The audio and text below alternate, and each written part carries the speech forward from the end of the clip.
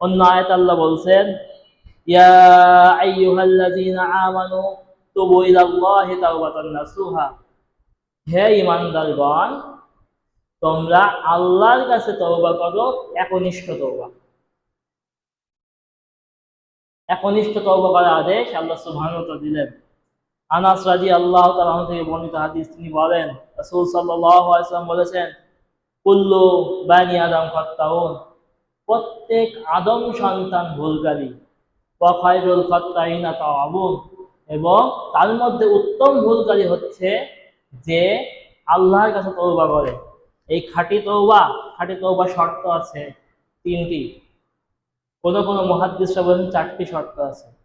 প্রথম নম্বরের শর্ত হচ্ছে আপনি পাপ করেছেন, পাপ করার পরে অনুতপ্ত হয়ে আল্লাহকে বলেন যে আল্লাহ আমার ভুল হয়েছে, তুমি আমাকে ক্ষমা করে দাও। প্রথম নম্বর শর্ত।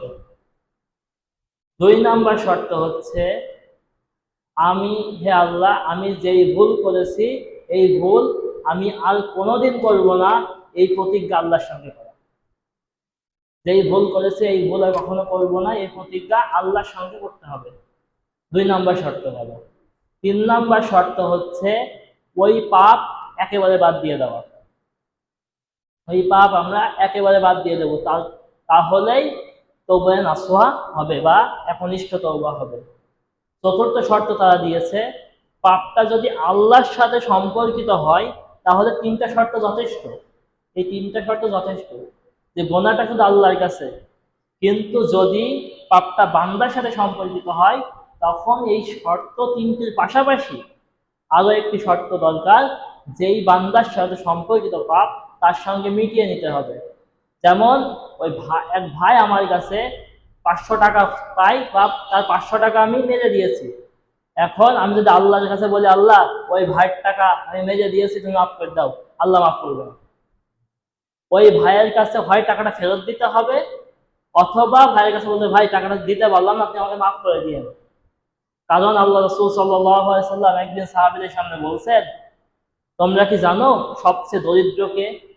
তখন সাহাবীরা বলছে, আমরা বললাম, হে আল্লাহ রাসূল, সব থেকে দরিদ্র তো ওই ব্যক্তি যার টাকা পয়সা নেই।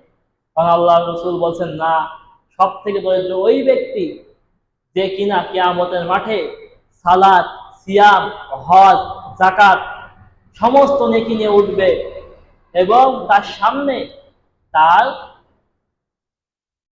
পাওনাদাররা এসে দাঁড়াবে।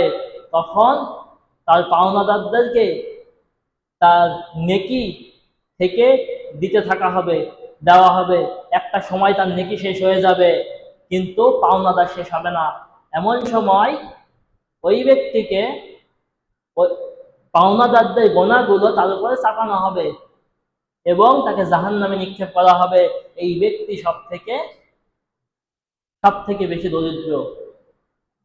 তো আমরা যদি বান্দার সাথে সম্পর্কিত কোনো, এমনকি গীবত করলে একই ধরনের গোনা হবে।